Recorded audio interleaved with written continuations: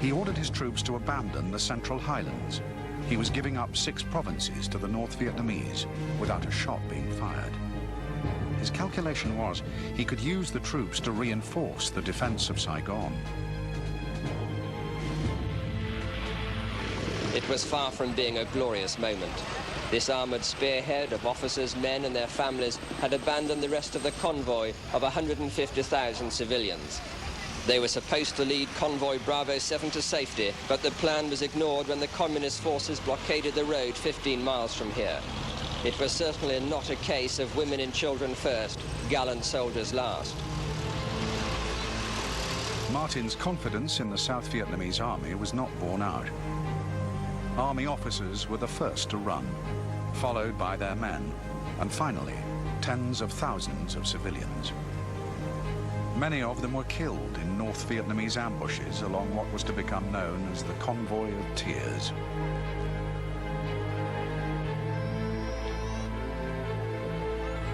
TRUNG's gamble to abandon the Central Highlands had taken his allies completely by surprise.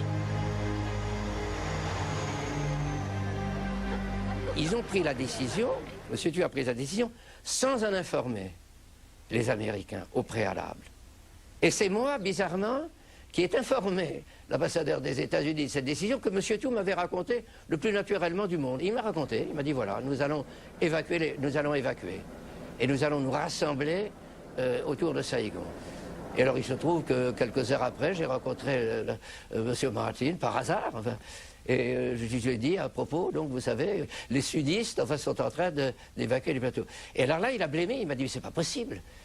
Je lui ai dit écoutez, c'est ce que m'a dit le président. Maintenant, vous êtes a priori mieux informé que moi des mouvements de l'armée vietnamienne. Il ne le savait pas. The North Vietnamese now headed for the coast, threatening to split South Vietnam in 2. Hundreds of thousands of refugees flooded into the coastal cities of Nha Trang and Da Nang. And at that time, I still remember that all the schools had to be opened up for the refugees to come. So we see a lot of refugees everywhere coming from, all the cities from the north. Long's family were anti-communist Catholics who had once lived in the north. They brought their children up with tales of communist horrors. What I worry most is that they're going to kill my parents because they escaped the north. And then they kill me because I'm their family. I would fear that they would burn down all the church and all of my school because, we're not communist. The most extreme case is that they would bury you to the neck and they would kill you after that.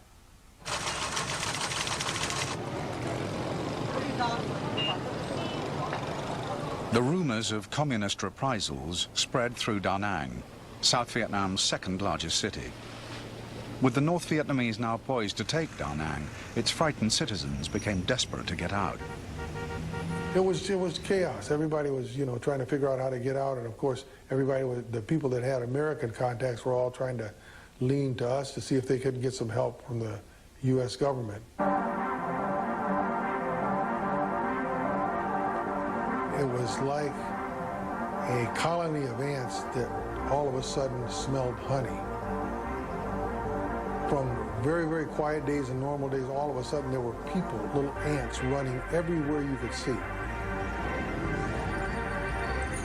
Combination of people trying to locate relatives, trying to find out ways to get out of the country, trying to salvage household goods as much as they could, which ones could they pack and take out. There's a whole combination of reasons for people to be moving back and forth in various parts of the city.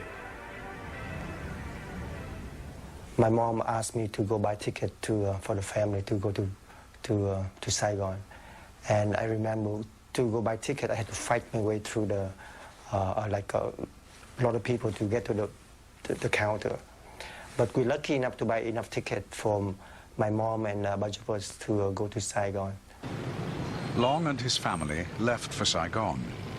They were among the lucky ones.